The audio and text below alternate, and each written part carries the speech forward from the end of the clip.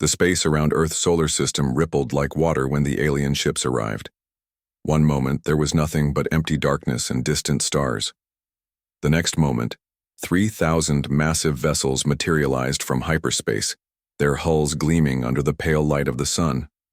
Admiral Kethvar stood on the bridge of his flagship, the Sovereign's Wrath. Through the massive viewscreen, he could see the small blue planet that was his target. Earth looked so peaceful from this distance, so helpless. He had done this 17 times before to other worlds, and each time had been easier than the last. "Status report," Kethvar commanded. His voice carried the authority of someone who had never lost a battle. "All ships report ready, Admiral," replied his tactical officer, a thin creature with 4 arms and silver skin. "The Armada is in perfect formation. 3,000 vessels from 17 different species, all under Zephyrian command." Kethvar nodded with satisfaction. The Zephyrian hegemony had built this fleet over 2 centuries of conquest. Each species they defeated was forced to contribute ships and soldiers to their growing empire. It was an efficient system that had never failed them. "What do we know about these humans?" he asked. The intelligence officer stepped forward, consulting a datapad. "Primitive species, Admiral.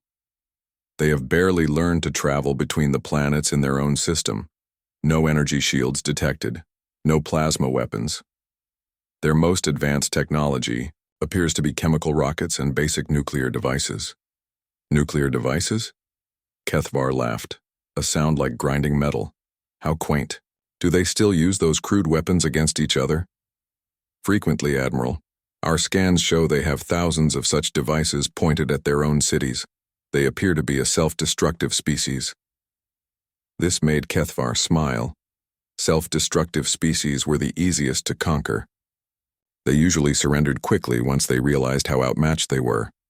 A few demonstrations of superior firepower, and they would beg to join the hegemony rather than face annihilation. "Begin deep scans of their military installations," he ordered. "I want to know where they keep their leaders and their weapons. This should be over within a few days." Far below on Earth, in a mountain bunker buried deep beneath Colorado, General Sarah Chen was having the worst day of her career. She stood in the command center of NORAD, North American Aerospace Defense Command, watching radar displays that showed things that shouldn't exist. "Tell me again what we're looking at," she said to the young radar operator beside her. Lieutenant Rodriguez wiped sweat from his forehead as he pointed at the screen. "Ma'am, we first detected these objects 6 hours ago at the edge of our solar system. They appeared all at once, which should be impossible. Now they're moving in perfect formation toward Earth." "How many?" "Our best count is 3,000 individual contacts, ma'am. Each one is roughly the size of an aircraft carrier. Some are much larger." General Chen felt her stomach drop. 3,000 ships, each the size of a carrier. There was no nation on Earth that could build such a fleet, let alone hide it from satellites and detection systems. "Has anyone claimed responsibility? Any nation announced a space program this advanced?" "No, ma'am. We've been in contact with Moscow, Beijing, London, and every other major power. They're all seeing the same readings we are. None of them know what these objects are." The general walked to another console where a communications officer was frantically working multiple radio channels. "Any response to our attempts at contact?" "Nothing yet, ma'am. We've tried every frequency, every protocol. Whatever those ships are, they're not answering our calls." General Chen closed her eyes for a moment. In 30 years of military service, she had prepared for many scenarios. Nuclear war, terrorist attacks, natural disasters, even the remote possibility of contact with alien life. But 3,000 ships appearing without warning was beyond anything they had planned for. "Get me the president on the secure line," she ordered, "and contact our allies. If these aren't human ships, then we're looking at first contact with an alien species. And if they're not talking to us, that's probably not a good sign." As the hours passed, observatories around the world confirmed what NORAD's radar had detected. The objects were real, they were artificial, and they were definitely not human in origin. The shapes were wrong, the materials reflected light in ways that didn't match any known technology, and the formation they flew in was too perfect for any human fleet. Dr. James Harrison, director of the Arecibo Radio Telescope Facility, called General Chen directly. "Sarah, I've been analyzing the electromagnetic signatures from those ships. Whatever technology they're using for propulsion, it's nothing we've ever seen. The energy readings are off the charts." "What's your professional opinion, James?" "My professional opinion is that we're looking at a level of technology that's centuries ahead of ours, maybe thousands of years ahead. If these beings wanted to destroy us, I don't think there's anything we could do to stop them." General Chen thanked him and ended the call. She looked around the command center at her staff, all of them working frantically to analyze and understand what they were facing. Good people, dedicated soldiers. But they were preparing to fight something that might be impossible to fight. She walked to a secure terminal and entered her authorization codes. There were protocols for this situation, plans that had been made decades ago by people who understood that eventually, humanity might not be alone in the universe. Most of the public didn't know about these plans. Most of the military didn't know either. But there were preparations, hidden projects, classified programs that had been waiting for exactly this moment. "Lieutenant Rodriguez," she called out. "Yes, ma'am? I need you to send a message on the emergency frequency. Code designation, First Light. Send it to all the hidden installations." The young officer looked confused. "Ma'am, I don't have any hidden installations in my database." General Chen smiled grimly. "You will in about 5 minutes. The database update is already being pushed to your terminal. Send the message to every location on the list. Tell them the wait is over." As Rodriguez worked to send the message, General Chen opened another secure channel. There were people she needed to call, projects that needed to be activated, and weapons that needed to be prepared.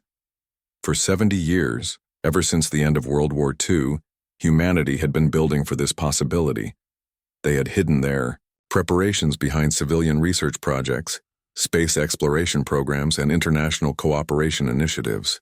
The aliens in their 3,000 ships thought they were dealing with a primitive species armed with crude nuclear weapons.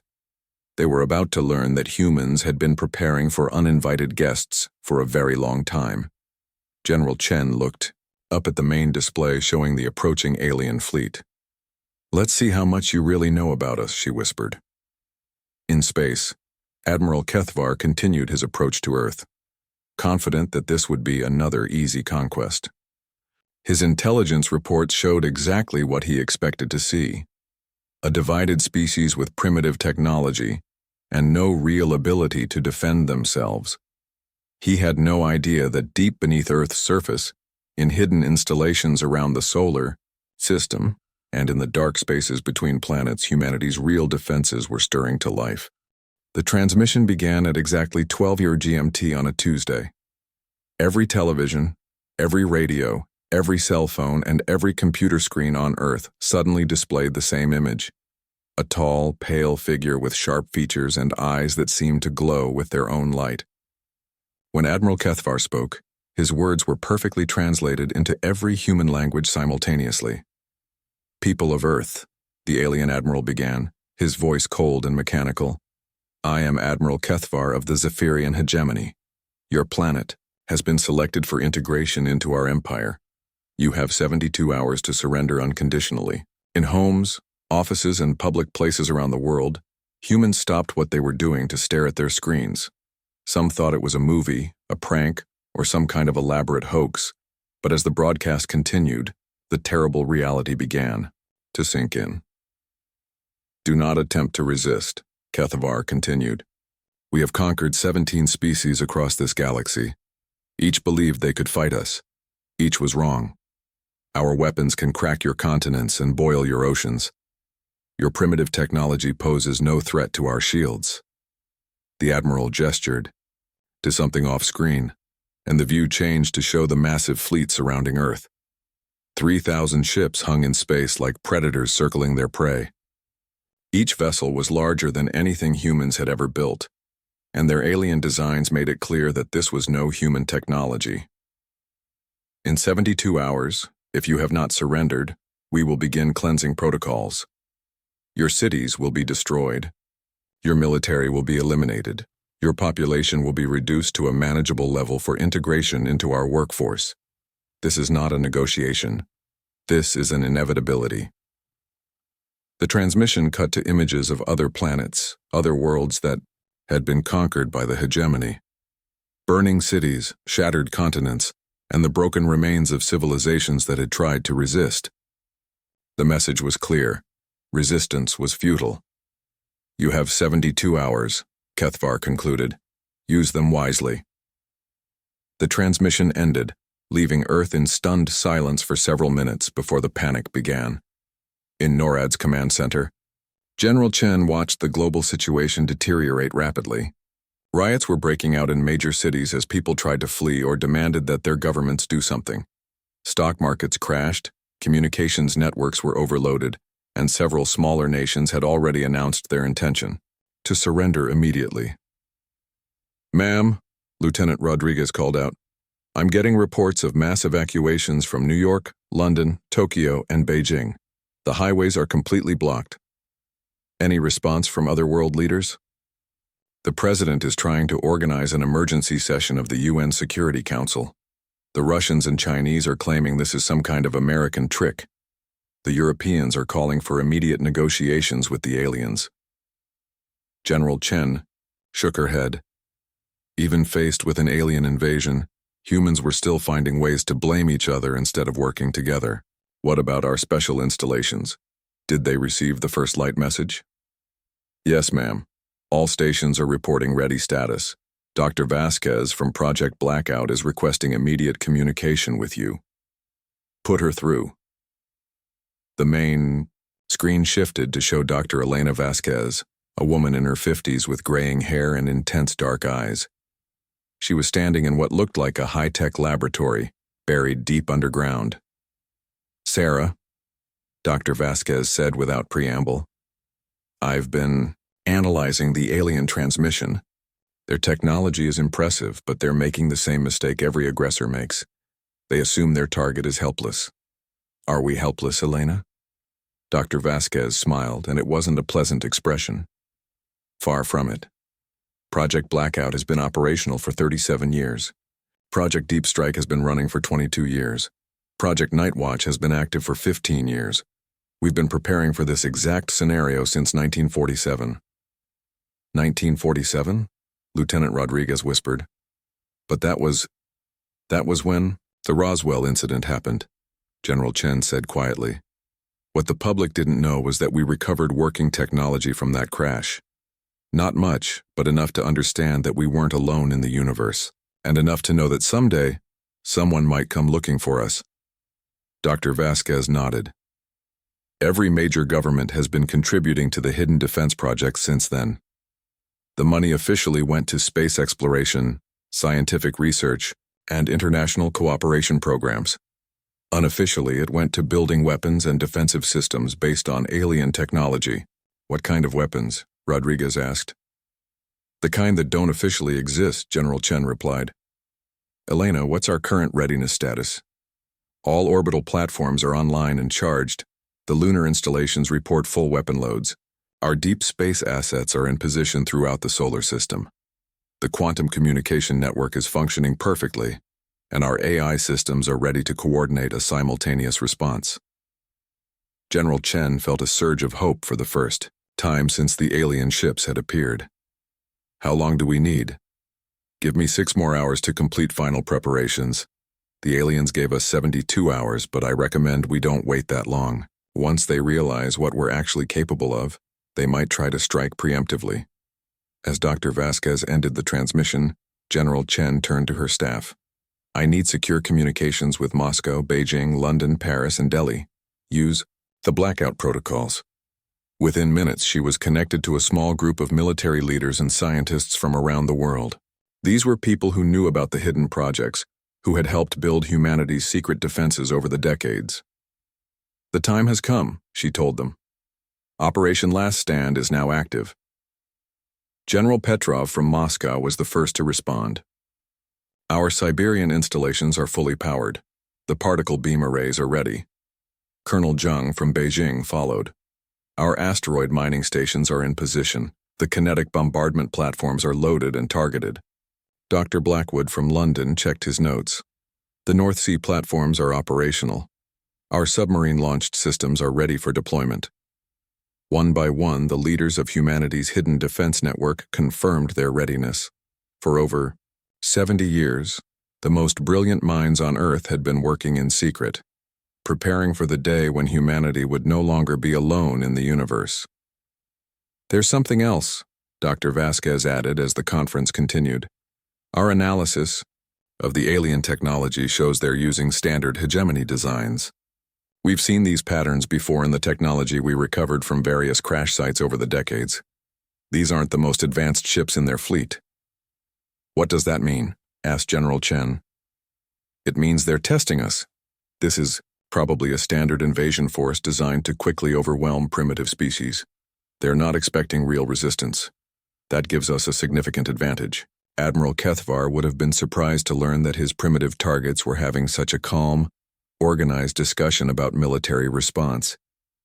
In his experience, less advanced species spent their final hours in panic and chaos, begging for mercy or trying futile last-minute negotiations. On his flagship, the Admiral was reviewing intelligence reports from his scout ships. "What are the humans doing?" he asked his tactical officer. "Exactly what we expected, Admiral. Mass panic, evacuation attempts, and political chaos. Their leaders are calling for emergency meetings, but they seem unable to agree on any course of action." "Any signs of military preparation?" "Minimal, Admiral. They're moving some of their naval vessels and aircraft, but nothing that poses any threat to our shields. Their nuclear weapons remain in their silos, probably because they know such weapons would be useless against us." Kethvar nodded with satisfaction.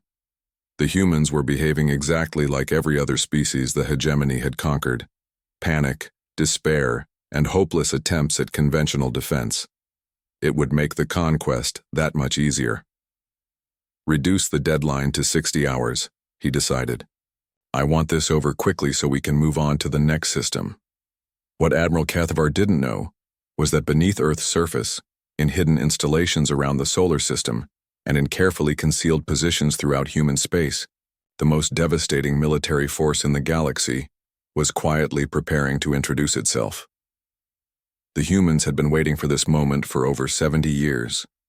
They were finally going to show the universe what happened when you underestimated a species that had spent its entire history finding new and creative ways to kill each other.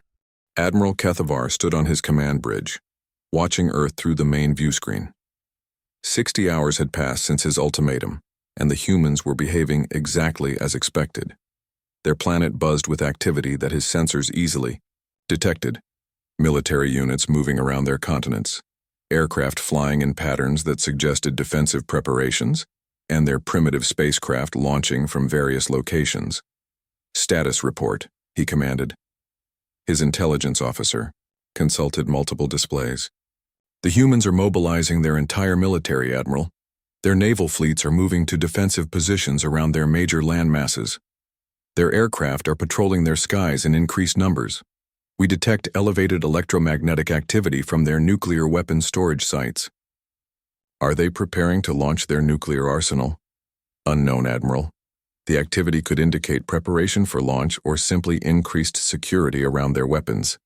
Either way, our shields can easily deflect any nuclear attack they might attempt." Kethvar nodded with amusement. Nuclear weapons were always the last resort of primitive species. They never understood that such crude devices were completely useless against advanced defensive technology. "What about their space assets?" "Minimal, Admiral. They have several small space stations in orbit around their planet, and a few tiny outposts on their moon. Nothing that could threaten even our smallest escort vessels." The tactical officer stepped forward. "Admiral, our deep scans have detected some unusual electromagnetic signatures throughout their solar system. The sources appear to be asteroids and other natural objects, but the readings are inconsistent with normal space debris. Elaborate. The signatures suggest some kind of technological activity, but our computers cannot identify specific threats. It could be residual radiation from their primitive mining operations, or perhaps malfunctioning equipment they've abandoned in space." Kethvar considered this briefly, then dismissed it.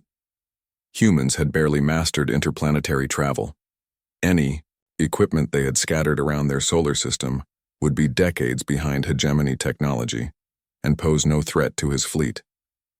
Continue monitoring, but don't let it concern you. These humans are no different from the other 16 species we've conquered. They're simply making noise to feel better about their hopeless situation.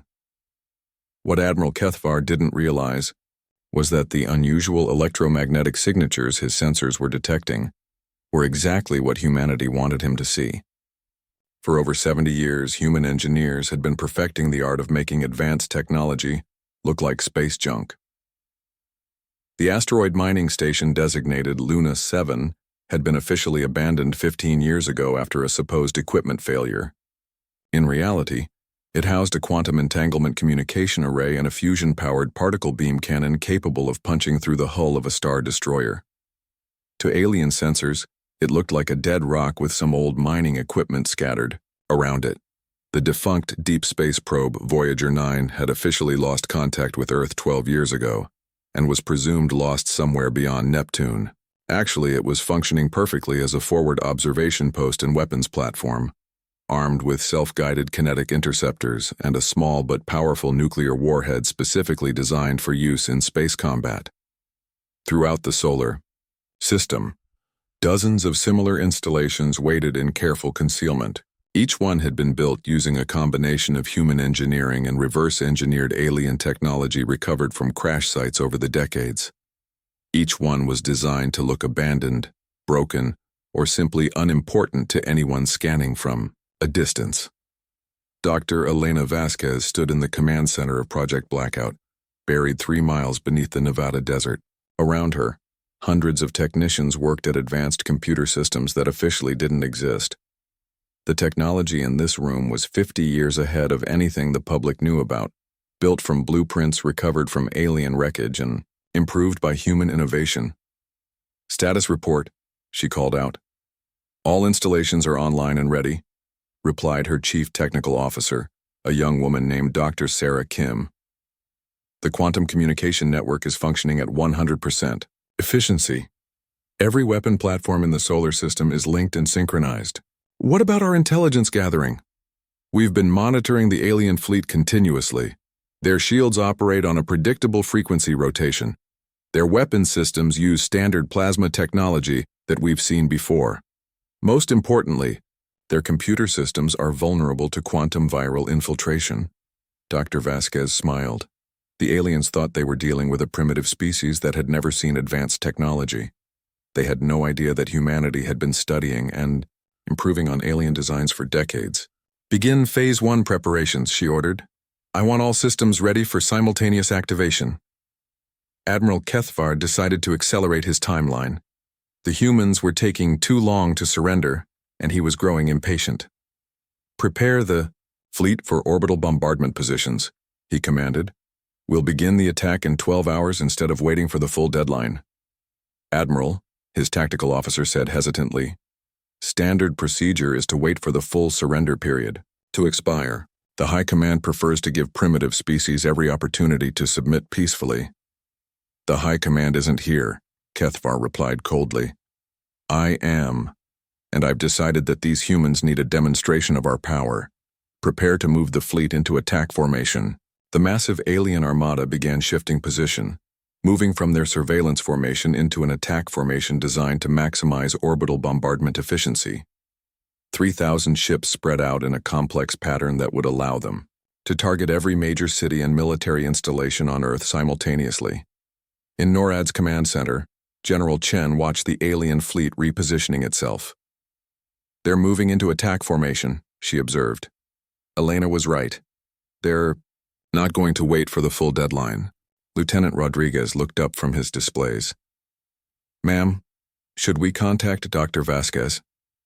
"She already knows," General Chen replied. "Our quantum communication network gives us real-time information, sharing with all our hidden installations. The question now is whether we wait for them to fire first, or whether we initiate contact ourselves." "What do you recommend, ma'am?" General Chen studied the tactical display showing the alien fleet. 3,000 ships, each one capable of destroying entire cities. If they fired first, millions of humans would die before Earth's hidden defenses could respond. But if humanity struck first, they would lose the moral advantage of being defenders, rather than aggressors. Send a message to Dr. Vasquez, she decided. Tell her to begin final preparations for Operation Last Stand. If the aliens fire on any human target, we respond immediately with full force. The message went out instantly, through the quantum communication network, reaching every hidden installation in the solar system in the same moment. From the lunar weapons platforms to the deep space interceptor stations, humanity's secret military prepared for the battle they had been planning for over 70 years. Admiral Kethvar was unaware that his every move was being monitored by sensors far more advanced than anything his intelligence officers had detected. He didn't know that quantum computers were analyzing his fleet's formation, calculating firing solutions and preparing response patterns. He had no idea that the primitive species he was about to attack had been waiting for this exact moment for 7 decades. Begin the attack, he ordered. Target their major population centers first. A few million casualties should convince the rest to surrender quickly. As the alien weapons powered up and prepared to fire on Earth's cities, humanity's hidden defenses made their final preparations. The galaxy was about to learn that humans had been studying for this test for a very long time, and they intended to pass with flying colors. Dr. Vasquez watched her displays as the alien fleet prepared to fire. All stations report ready, she announced to her team. This is what we've been waiting for. Time to show these aliens what humans do to uninvited guests. The wait was almost over. The first sign that something was wrong came when Admiral Kethavar's flagship shuddered under an impact that shouldn't have been possible. The Admiral was thrown against his command chair as alarms began blaring throughout the bridge. What was that? He demanded, pulling himself upright. His tactical officer frantically checked multiple displays. Unknown, Admiral. Something struck our starboard hull. Our shields should have deflected any primitive projectile, but the impact registered as a direct hit. From where? Are the humans launching missiles from their planet? Negative, Admiral. The impact came from... The officer paused, checking his readings again. The impact came from the direction of their moon. Before Kethvar could respond, his flagship shuddered again, this time from multiple impacts. Through the view screen, he could see flashes of light as other ships in his fleet were also taking hits from unknown sources. Admiral! The communications officer's voice was filled with panic. I'm receiving distress calls from across the fleet. Ships are reporting weapons fire from multiple directions, but our sensors show no enemy vessels. What Admiral Kithvar couldn't see was that Earth's response wasn't coming from ships. It was coming from everywhere at once. The lunar installation hidden inside Crater Tycho had been disguised as a defunct scientific research station for 20 years. In reality, it housed 3 massive railguns capable of firing projectiles at a significant fraction of light speed. The kinetic energy from these projectiles could punch through alien shields as if they didn't exist. Dr. Chen Wei, the station commander, watched through her targeting screens as the railguns fired in sequence. Direct hits on targets Alpha 7, Alpha 12, and Alpha 15, she reported through the quantum communication network. Enemy shields are not effective against our kinetic penetrators. From Neptune's orbit, the deep space platform disguised as a malfunctioning probe opened fire with fusion-powered particle beams. The beams traveled at the speed of light, striking alien ships before their sensors could even detect the source of the attack. Throughout the solar system, humanity's hidden weapons revealed themselves. What the aliens had dismissed as space debris and abandoned equipment suddenly came alive with deadly purpose. Kinetic interceptors launched from asteroid mining stations, plasma cannons emerged from camouflaged satellites, and nuclear-tipped missiles streaked in from positions the aliens never knew existed. But the real surprise was how the humans fought. While the aliens relied on overwhelming technological superiority and standard battle formations, humans had spent thousands of years perfecting the art of warfare itself. Dr. Vasquez activated the second phase of humanity's response from her command center. Begin psychological warfare protocols, she ordered. Target their communication networks. Human quantum computers, running algorithms based on 70 years of studying alien psychology, began infiltrating the hegemony's communication systems. The aliens suddenly found their own computers turning against them, broadcasting messages specifically designed to exploit the known psychological weaknesses of each species in the Armada. The Zephyrians, who valued individual honor above all else, received broadcasts questioning their admiral's competence and courage. The Thrakari, whose society was built on rigid hierarchy, found their command structure disrupted by false orders that seemed to come from their own superiors. The Vexhai, who feared isolation above all else, discovered their communication links with their homeworld had been severed. Admiral, the communications officer, was nearly hysterical. Our computers are compromised. We're receiving conflicting orders from the fleet command, and our tactical systems are showing false target information. Kethvar tried to maintain control, but his bridge was descending into chaos. Half of his displays were showing information he knew was false, while the other half were warning him of weapons fire from directions where his sensors detected nothing. "How is this possible?" he demanded. "These humans are supposed to be primitive. Their most advanced weapons are crude nuclear devices." That was when the third phase of humanity's response activated, and Kethvar learned just how wrong his intelligence reports had been. The nuclear weapons the aliens had detected weren't surface-to-surface missiles designed for planetary warfare. They were fusion-pumped gamma-ray lasers positioned throughout the solar system, specifically designed for space combat against advanced alien technology. Dr. James Patterson, commanding the hidden installation on Ceres, initiated the gamma-ray laser network. "All stations synchronize firing solutions. We have one chance to coordinate this properly." The network activated simultaneously, creating a web of directed gamma radiation that swept through the alien formation like invisible death. Unlike the kinetic weapons and particle beams, the gamma-ray lasers were completely invisible until they struck their targets. The alien ships had no warning, no chance to evade, and no defense against weapons that traveled at the speed of light. Kethvar watched in horror as ships throughout his fleet simply exploded without warning. One moment they were intact and operational, the next moment they were expanding clouds of plasma and debris.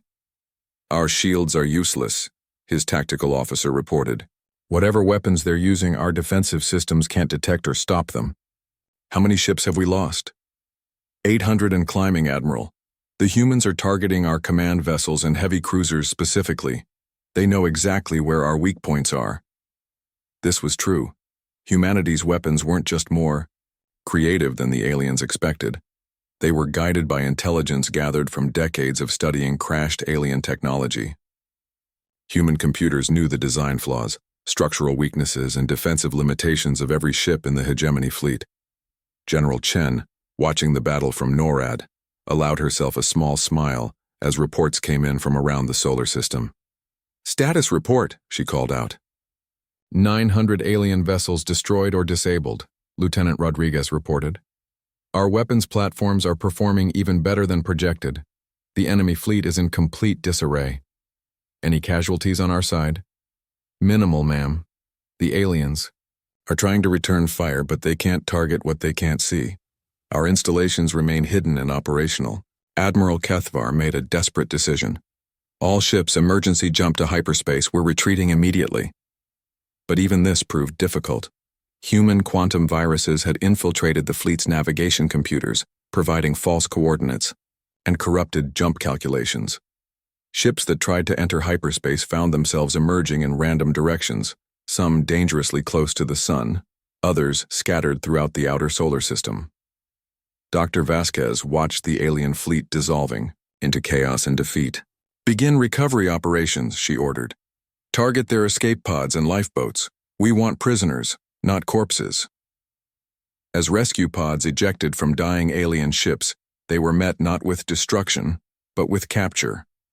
Human recovery vessels, previously hidden throughout the solar system, emerged to collect the survivors. The aliens expected execution, but humanity had different plans. Admiral Kethvar came a transmission directly to his flagship, broadcast in perfect Zephyrian. "This is General Sarah Chen of the Earth Defense Command. You have 5 minutes to surrender your vessel before we target it for destruction." Kethvar stared at the communication screen in disbelief. Earth Defense Command? These humans had an organized military space command? How was that possible for a species that supposedly couldn't even travel between stars efficiently? How? He whispered. How did you know? How did you prepare? Our intelligence said you were primitive. General Chen's image appeared on his screen, and her expression was coldly professional. Your intelligence was wrong, Admiral. We've been expecting visitors like you for over 70 years. We've been preparing for this exact scenario since 1947. You're not the first aliens to visit our solar system, and we learned from the mistakes your predecessors made. Impossible. The hegemony has no record of previous contact with your species. The hegemony didn't make previous contact with us, General Chen replied. Other species did, species that made the same mistake you made. They underestimated us, just like you did. Kethvar looked around his bridge at his terrified crew, then at the tactical displays showing the destruction of his once mighty fleet. In less than 6 hours, the most powerful armada in hegemony history had been reduced to fleeing survivors and scattered debris. I surrender, he said quietly. Smart choice, General Chen replied. Prepare to be boarded. And Admiral, the next time someone from your hegemony thinks about visiting Earth uninvited, I suggest you tell them what happened here today.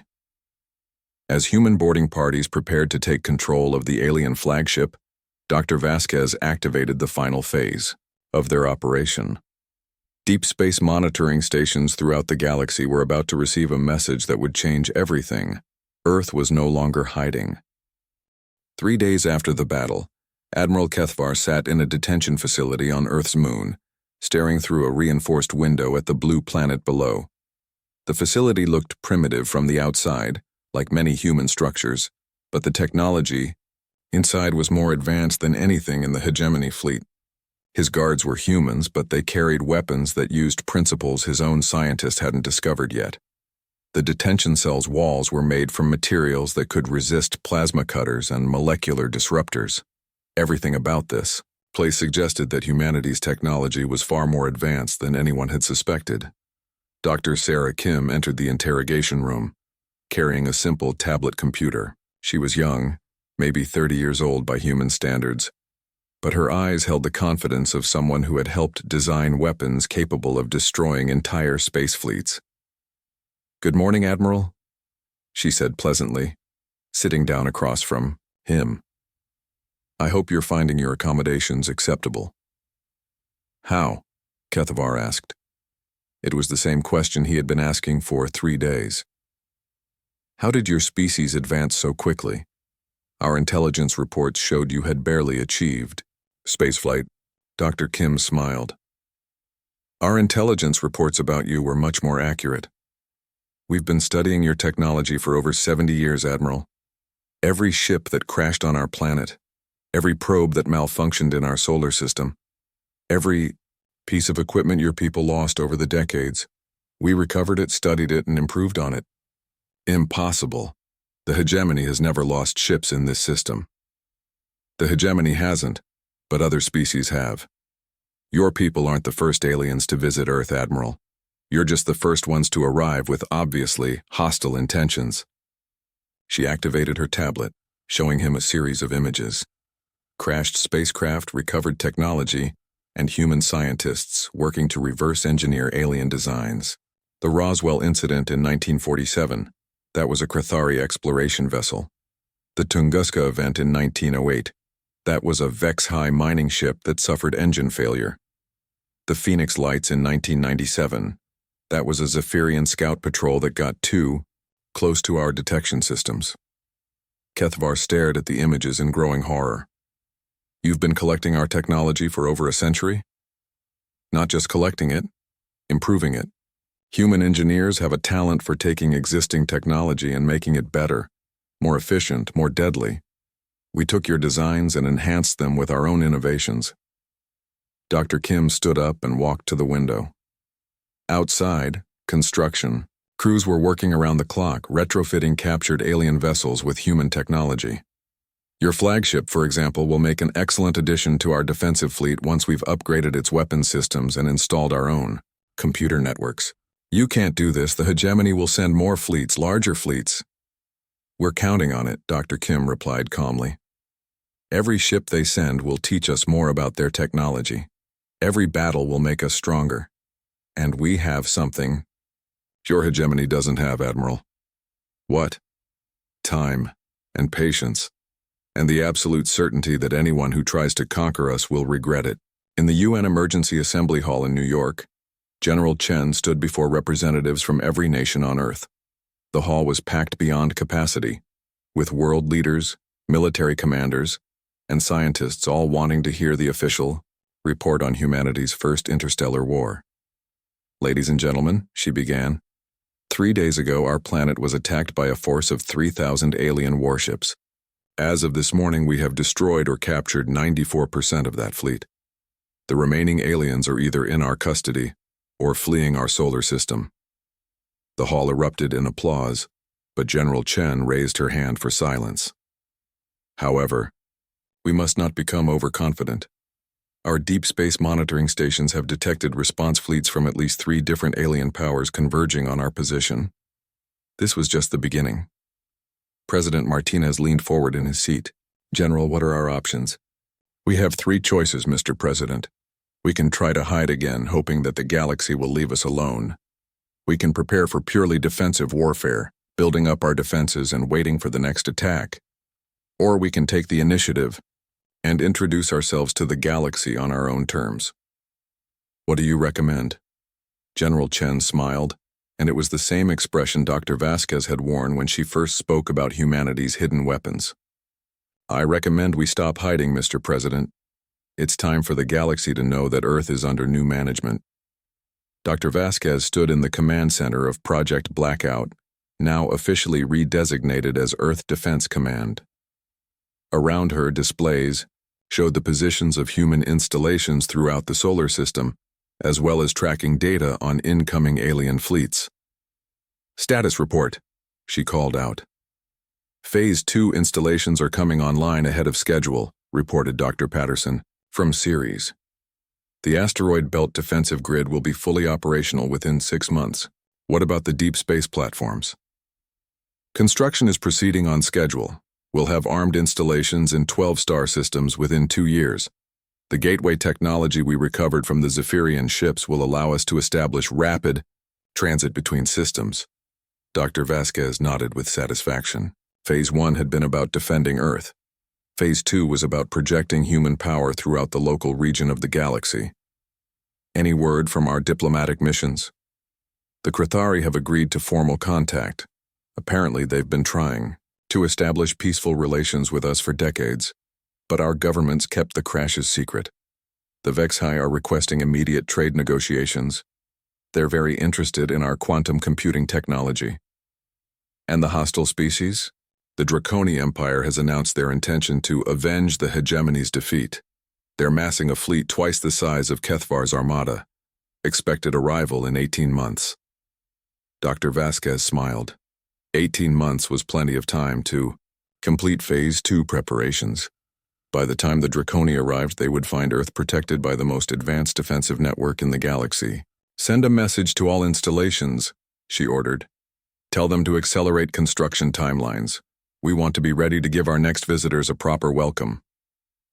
Admiral Kethvar looked up as Dr. Kim returned to his detention cell carrying a different tablet this time. I have something you need to see, Admiral. She activated the device, showing him a star map of the local galactic region.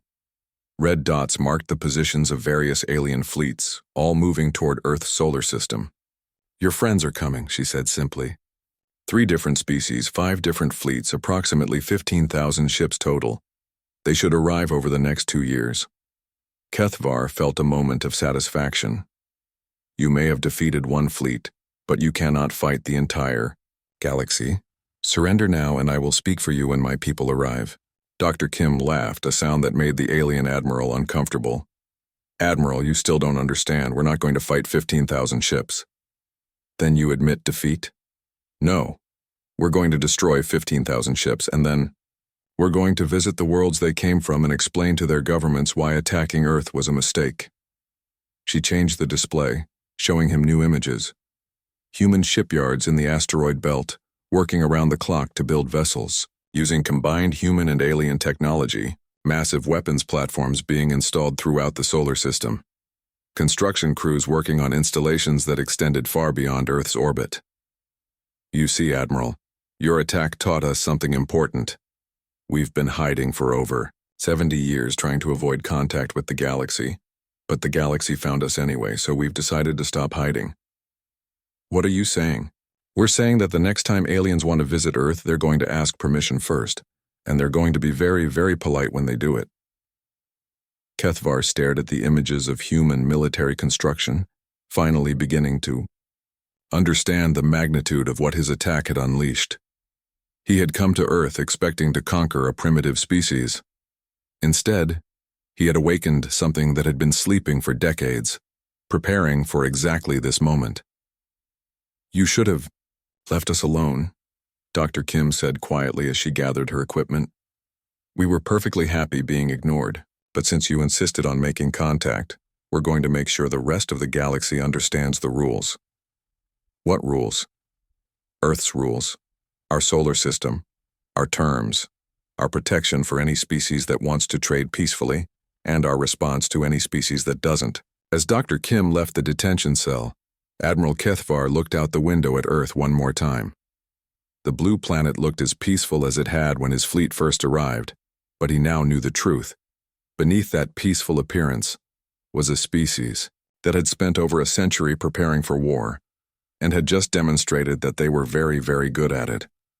The galaxy had made first contact with humanity. Now, it was going to learn to live with the consequences. In deep space, 15,000 alien ships continued their approach to Earth, confident that they would succeed where the Zephyrian hegemony had failed. They had no idea that they were flying toward the most heavily defended star system in the galaxy, protected by a species that had been studying their technology for over 70 years and had just finished field testing their defensive systems.